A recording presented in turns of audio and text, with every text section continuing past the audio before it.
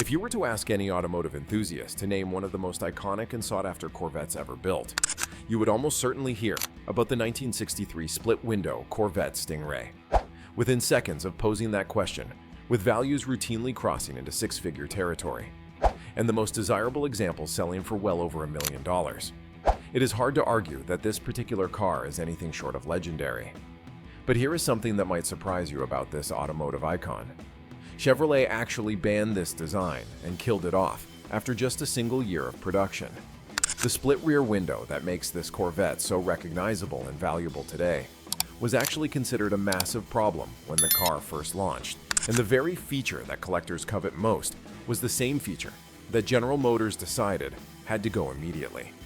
So what exactly happened? Why did Chevrolet ban their most iconic Corvette design? And how did a controversial styling choice that was supposed to disappear into obscurity instead become one of the most valuable and collectible features in automotive history?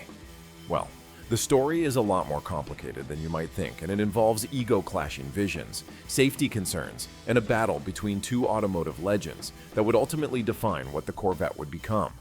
To really understand the split-window controversy, we need to go back to the early 1960s and set the stage for what was happening at General Motors. At the time, by the early 60s, the first generation, Corvette, which had debuted back in 1953, was starting to show its age. Sure, it had gotten progressively faster and more powerful over the years with various engine upgrades and improvements, but the basic chassis and overall design philosophy had remained largely unchanged since Harley Earl's original vision. Nearly a decade prior, the automotive world was evolving rapidly. European sports, cars like the Jaguar E-Type were setting new standards for what a sports car could be in terms of both performance and design. And if Chevrolet wanted the Corvette to remain relevant in this increasingly competitive marketplace, they knew they needed to completely reimagine what the Corvette could be, which brings us to the two men who would shape the future of the Corvette and whose legendary battle over the car's design would create the split window controversy. On one side, you had Bill Mitchell, who was General Motors, Vice President of Design. Mitchell was a larger-than-life character known for his flamboyant personality, sharp suits, and an unwavering belief that automotive design should be bold, daring, and above all else, visually striking. He famously believed that you could always tell a successful man by the way he dressed, and he applied that same philosophy to car design. For Mitchell, cars should have sharp creases, bold lines, and dramatic styling elements that would stop people in their tracks. He wanted entertainment everywhere. You looked around a car, and he was not afraid to push boundaries. To achieve that vision, Mitchell drew inspiration from all sorts of unusual places, including marine life. He was an avid fisherman and deep-sea diver, and he became absolutely fascinated with sharks and stingrays. The sleek, predatory lines of these ocean creatures would become a major influence on his automotive designs, and when it came time to reimagine the Corvette, Mitchell knew exactly what he wanted. A car that embodied the aggressive, streamlined form of a stingray, cutting through water on the other side of this battle. You had Zora Arkus-Duntov, who is often referred to as the father of the Corvette. Duntov was born in Belgium in 1909 to Russian parents and had lived an absolutely extraordinary life before ever setting foot in an American car factory. He survived the Russian Revolution, fled Nazi Germany, drove at Le Mans for Porsche, and worked as an engineer on various racing projects across Europe. When he finally joined General Motors in 1953, he brought with him a wealth of racing knowledge and a deep understanding of what made a true performance car tick. Duntov was an engineer through and through. He cared about function, aerodynamics, handling, and performance above all else. While Mitchell was focused on making cars that looked fast, Duntov was obsessed with making cars that actually were fast, and these two very different philosophies were about to collide in spectacular fashion. By 1959, Mitchell, who had taken over as head of GM's design staff, saw an opportunity to create something revolutionary. He commissioned the design of a race car body that would become known as the Sting Ray Racer. Working with young designers Peter Brock and Larry Shinoda, Mitchell created a sleek, aggressive design that featured a distinctive spine running from the nose of the car all the way back to the tail. This central backbone was inspired by European exotics like the Bugatti Type 57 near SC Atlantic, and concepts like Harley Earl's Golden Rocket. The idea was to create an uninterrupted line that flowed through the entire car, giving it a sense of motion and purpose, even when standing still. And crucially for our story, Mitchell insisted that this spine should run right through the middle of the rear window, dividing it into two separate panes of glass. Now Duntov, who was developing the engineering and chassis for what would become the second generation Corvette, immediately hated this idea from a pure functionality standpoint. The split rear window was a disaster. It created a massive blind spot directly behind the driver. That bar running down the center of the rear window was thick enough that you could lose an entire motorcycle behind it when looking through the rear view mirror. For someone like Duntov, who valued racing performance and practical driving dynamics above all else, this was unacceptable. How could you race a car effectively when you couldn't even see what was directly behind you? The split window also created aerodynamic issues, generating lift instead of downforce, which was the exact opposite of what you wanted in a high-performance sports car. Duntov made his opposition to the split window abundantly clear. He argued vehemently against it, pointing out the visibility problems, the safety concerns, and the aerodynamic drawbacks, but Mitchell was absolutely infuriated by Duntov's criticism. Designer Larry Shinoda, who worked on the project later, recalled that Mitchell's reaction was explosive. How dare a lowly engineer working on a low-volume car come into his territory and criticize his design? Shinoda described it as a real pissing contest between two strong-willed men who were both absolutely convinced they were right. Mitchell believed the split window was essential to the car's visual impact and design philosophy. It was the crown jewel of his vision. That uninterrupted spine flowing from front to back was what made the car special.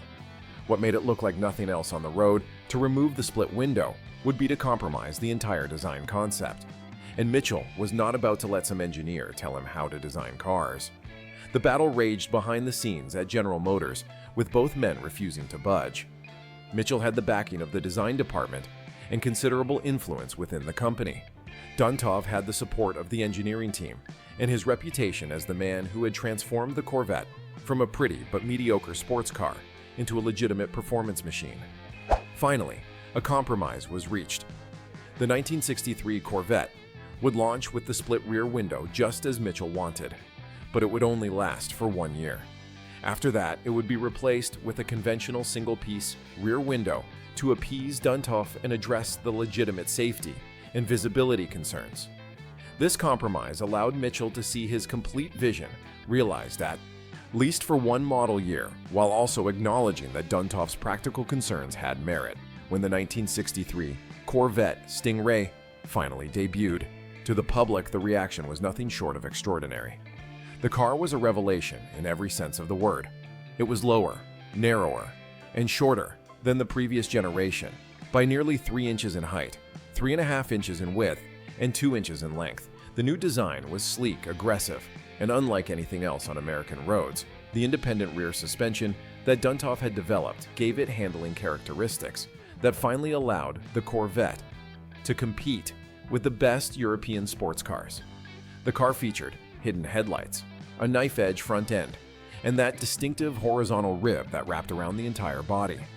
And of course, there was that split rear window running right down the middle of the fastback coupe design. People literally stopped in their tracks when they saw this car.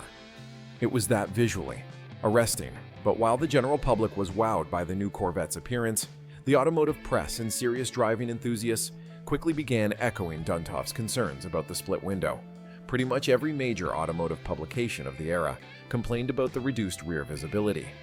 The bar in the middle of the window created a significant blind spot that made normal driving more challenging and made the car less suitable for racing, which was a problem for a car that was being marketed partly on its performance credentials. Customers who bought the car in 1963 started voicing similar complaints. Some dealers were even reportedly modifying cars by cutting out the center bar and replacing the split window with a single piece of glass. Although this was an incredibly complex and expensive modification that required sourcing custom glass and trim pieces, Duntov must have felt vindicated by this response. He had been right. All along, the split window was a problem, and now everyone could see it. He continued to push for its removal, and given the negative press and customer complaints, He finally had the ammunition he needed to win the argument for the 1964 model year. When the Corvette returned, the split window was gone, replaced by a smooth single piece of curved glass that provided much better rear visibility. The design change was made official, and the split window, Corvette, became a one-year-only phenomenon. Just 10,594 coupés. These were built, with the split window in 1963, making it an instant rarity. But here is where the story takes an ironic twist. While the split window was killed off due to criticism and practical concerns, its very scarcity and uniqueness would transform it into one of the most desirable Corvettes ever built. What was once seen as a controversial and problematic design element became the defining characteristic that made the 1963 coupe special. Collectors and enthusiasts began to realize that they would never make another Corvette quite like this one. The split window represented a pure, uncompromised artistic vision. That brief moment when Bill Mitchell's design philosophy won out over practical concerns. It was automotive art, and its one-year-only status made it incredibly rare and desirable. The values of split-window Corvettes began to climb and climb steeply. Even among 1963 Corvettes, there were varying levels of rarity and value. A base model split-window coupe, in excellent condition, can command prices well over $100,000. But if you want something more special, the prices escalate rapidly. Corvettes equipped with the top specification. L84 fuel, injected 327 cubic inch engine that produced 360 horsepower, routinely sell for over $140,000. But the true kings of the split window world are the Z06 models, only 100. And 99 Corvettes were built with the Z06 Special Performance Equipment Package in 1963, making them extraordinarily rare. The Z06 package was actually the brainchild of Zora Arkus-Duntov himself. Yes, the same man who hated the split window. Also created one of the most legendary performance packages ever offered on a Corvette. The irony is almost too perfect. The Z06 was designed for serious racers and included heavy-duty suspension components, larger diameter shock absorbers and springs that were nearly twice as stiff as standard parts, upgraded brake components with sintered metal linings, a dual-circuit master cylinder, and a vacuum brake booster, aluminum knockoff wheels, and crucially, it required the top-spec L84 fuel-injected engine and a 4-speed manual transmission with a positive-action rear axle. The package added about 40% to the Corvette's base price of $4,252, which was a significant amount of money. In 1963, Chevrolet didn't advertise the Z06 package, so knowledge of it spread primarily through word of mouth among serious racing enthusiasts. You had to know about it to order it, and you had to be willing to pay for it. Of those 199 Z06 cars built, 63 received an even more specialized option. The NO3 36.5-gallon fuel tank. These so-called big tank or tanker Corvettes were specifically designed for endurance racing events like Daytona and Sebring, where the massive fuel capacity would allow for fewer pit stops and better race strategy. The combination of Z06 equipment with the big tank made these cars among the rarest and most valuable Corvettes ever produced. Today, a 1963 Corvette Z06 with the small tank can sell for over $200,000, while a big tank Z06 can command prices exceeding $370,000. And in recent years, we have seen some exceptional examples cross the $1 million mark at auction. 06 big tank car sold at Barrett-Jackson, Scottsdale for $1.1 million, and another sold at Mecum Kissimmee for $935,000. These are small block Corvettes commanding prices that rival and sometimes exceed big block muscle cars from later years, all because of their rarity, documented history, and that split rear window. The split window controversy even extended to some interesting footnotes. In Corvette history, when Duntov developed the ultra-rare Corvette Grand Sport race cars, only 5 were ever built. He made sure that these purpose-built racing machines did not have the split window. They featured a conventional single-piece rear window, technically making them the only 1963 Corvettes sold. Without the split rear window, it was Duntov's final statement on the matter, even on what was essentially a factory race car. He refused to compromise. Rear visibility for style.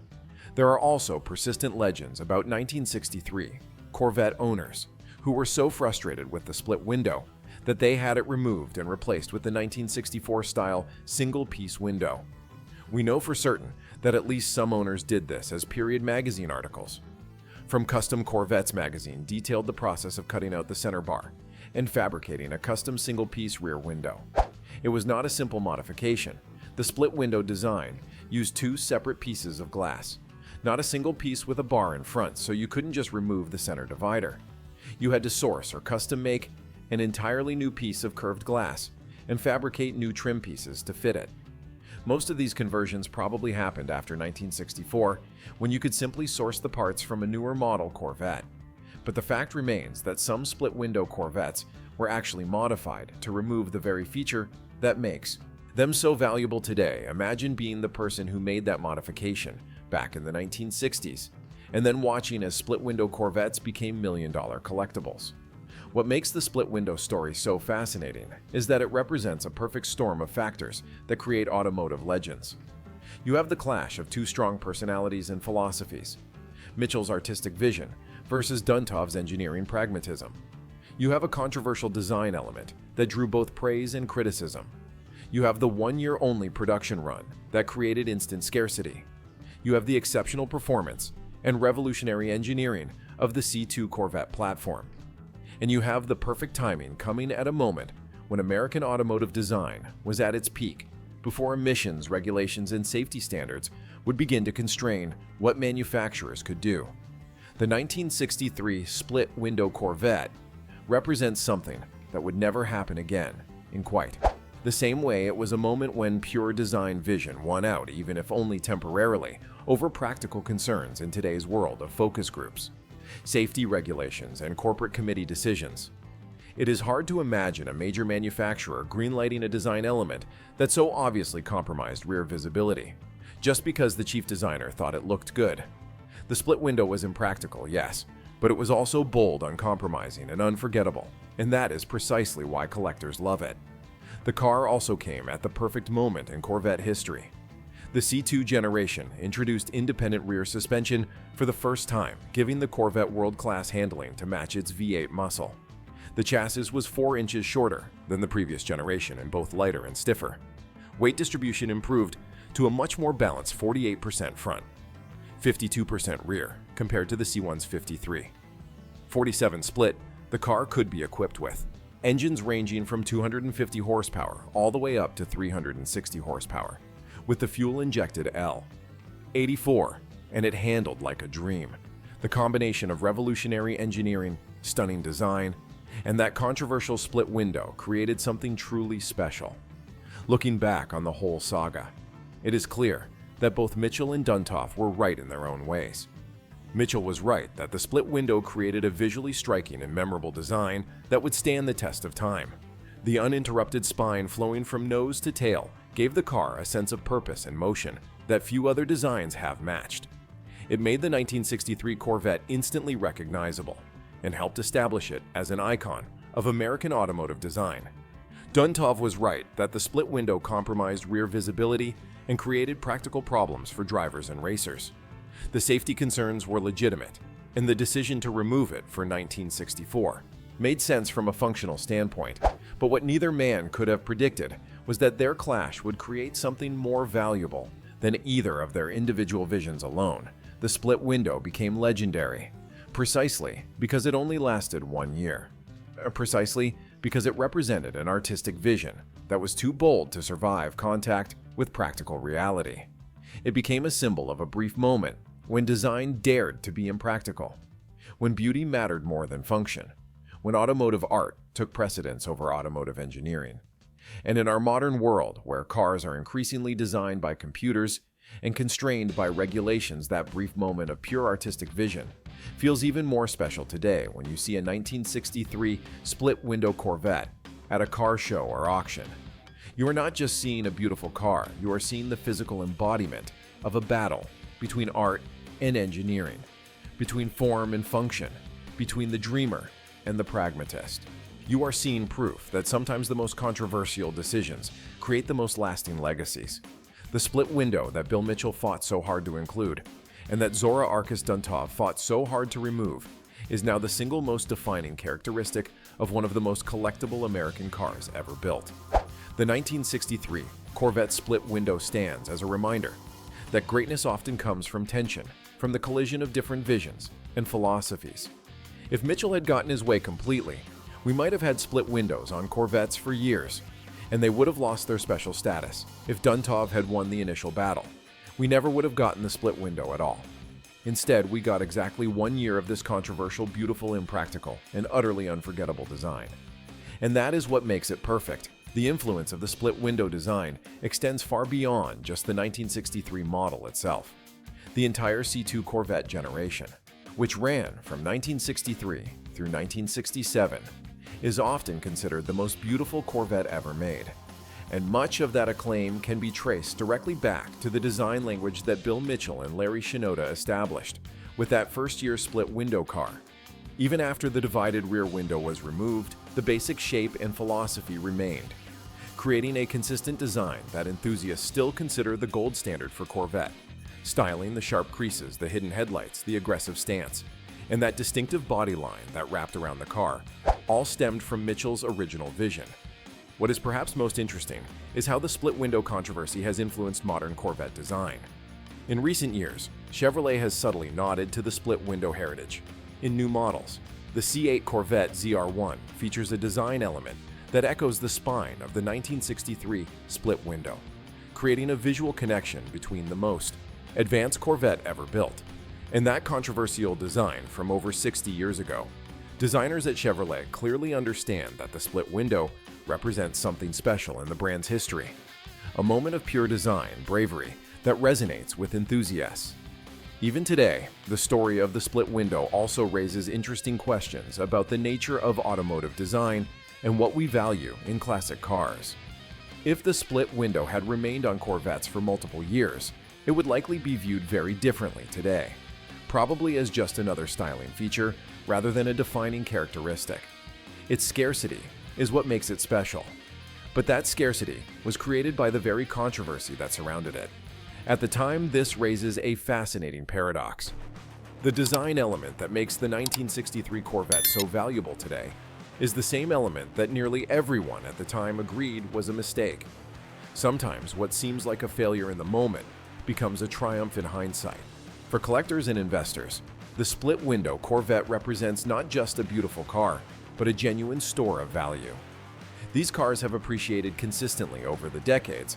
A pristine original split window Corvette, especially one with the rare Z06 package, is likely to continue increasing in value as the pool of available examples shrinks.